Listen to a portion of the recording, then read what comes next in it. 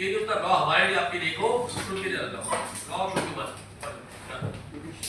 एक सबसे बड़ी बात, अगर देखें Rajiv Khosla, member bar council of Delhi और भूतपूर्व अध्यक्ष हाईकोर्ट बार एसोसिएशन और दिल्ली बार एसोसिएशन। सर, आज की जो प्रेस वार्ता आपने की है करप्शन इन जुडिशरी, तो इसके क्या माने हैं और क्या उद्देश्य है जुडिशरी के अंदर करप्शन को लेके? उद्देश्य यही है, जाके जो बात अब तक छिपी हुई थी अब जाते हैं लोग पता लगे, लोगों को लगे कि जुडिशरी के अंदर क्या गलत काम हो रहे हैं और सरकार कुछ करे। हम चाहते हैं सरकार आगे आए, सरकार कहे कि जो भी त्रुटियाँ उसके अंदर हो रही हैं, क्योंकि ये जो हुआ है ये छोटा सा इशू है, इसके अंदर तो बाहर बात आ गई, अंदर जो चल रहा है वो अभी तक बाहर नहीं आ रहा है। आज हमने जो प्रेस कॉन्फ्रेंस की है ये बताने के लिए कि अंदर क्या चल रहा है, और इस अंदर चलने के लिए सरकार को कहा कि आप लोग आगे आइए और जो भी चीज़ है लोक आयुक्त की बनाइए नीचे जजों के खिलाफ, और लोकपाल बनाइए जो हाईकोर्ट जज के खिलाफ उसके खिलाफ बनाइए। मतलब ऐसा ना, लॉ तो एक हो ना, दुख की बात है लॉ इनके लिए अलग है, हमारे अलग है। हम चाहते हैं जब प्रधानमंत्री के खिलाफ लॉ काम कर सकते हैं तो ये जजों के खिलाफ लॉ काम होना चाहिए। एक कोर्ट के अंदर जो अपॉइंटमेंट होते हैं जजेस के, वो कॉलेजियम से के थ्रू होते हैं। कॉलेजियम का क्या मतलब है? क्या कॉलेजियम चुपचाप रहती है इस करप्शन के ऊपर? क्या उसका कोई कंट्रोल नहीं होता है? पहली बात तो ये है, कॉलेजियम के डिपार्टमेंट वो होते हैं जो जज चाहते हैं, कोई सिस्टम तो ठीक है नहीं है। जी हाँ। सरकार ने नेशनल जुडिशियल कमीशन बनाने की कोशिश की थी, उसको सुप्रीम कोर्ट रद्द कर दिया। जी हाँ। कॉलेजियम के अंदर अपॉइंटमेंट कौन होते हैं? जो उनके अपने लोग होते हैं, ज़्यादातर अपने बच्चे अपने रिश्तेदार होते हैं। और इसके अंदर करप्शन कैसे होती है? कोई सिस्टम नहीं है।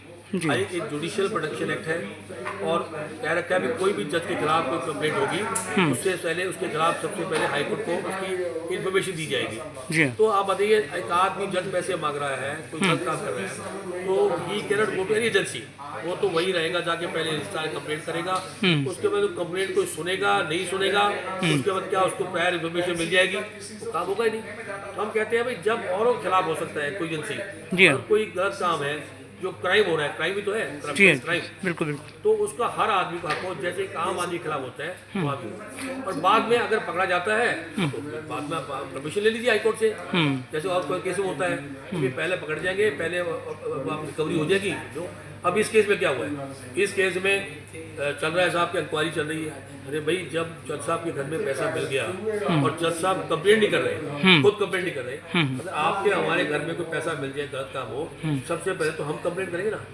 जज साहब चुप बैठे हैं तो दिखाई दे रहा है, साफ दिखाई दे रहा है कि हाँ अंदर करप्शन है। इसके बाद भी ये तो एक ऐसा लेसन होना चाहिए कि हाई कोर्ट को, सुप्रीम कोर्ट को ऐसा लेसन करे कि हाँ बाप आपको खिलाफ एक्शन होगा।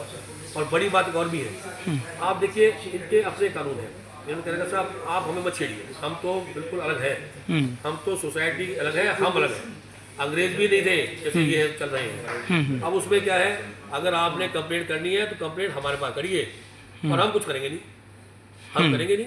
जैसे कि आपको पता होगा कि पहले सेल्फ सर्विंग लॉ बनाए इन्होंने, कोई जज बनेगा हाईकोर्ट का, अपनी डेक्लेरेशन करेगा अपनी इनकम का, करते नहीं है। एक और बनाया कि 1/3 ट्रांसफर करेंगे साहब, सब ठीक रहे, सब ठीक रहे, आगे दिन भी आएंगे, चाहे तो काम पता लगता रहे, ये नहीं। तो सर क्या मतलब समझाए कि आम जनता को क्या जुडिशरी से भी न्याय नहीं मिलना है, या जनता क्या मतलब अपना विश्वास हटा दे जुडिशरी से?